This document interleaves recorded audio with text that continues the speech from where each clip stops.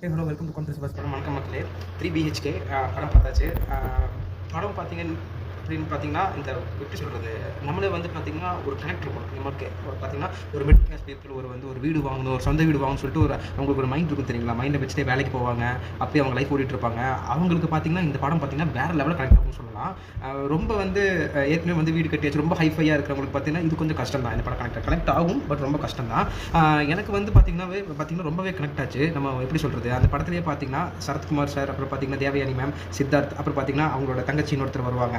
அவங்க 4 பேர் ஆக்டிங் பார்த்தீங்கன்னா நிஜமாகவே பார்த்தீங்கன்னா எப்படி சொல்கிறது, அந்த நம்ம அந்த மிடில் கிளாஸ் ஃபேமிலியில் எப்படி இருக்குமோ, ஒரு வீடு வாங்கணும்னு சொல்லிட்டு ஒரு கனவு எப்படி இருக்குமோ, அதே மாதிரி கனவுலேயே வந்து பார்த்தீங்கன்னா அவங்க 4 பேரும் நினச்சிருப்பாங்க. சித்தார்த் பார்த்தீங்க அப்படின்னா அந்த ஆப்டான ரோல் வைஸ், அவனுக்கு வயசாகுமா ஆகாதுன்னு தெரியாது அந்த மனுஷனுக்கு. நிஜமாக வேறு லெவல் பண்ணிட்டு போயிருக்கிறாரு. அந்த ஸ்கூல் லெவலில் சரி, காலேஜ் லெவலில் சரி, ஆஃபீஸ் லெவலில் சரி, அப்புறம் ஃபேமிலி மேன் லெவல்லையும் சரி, வேறு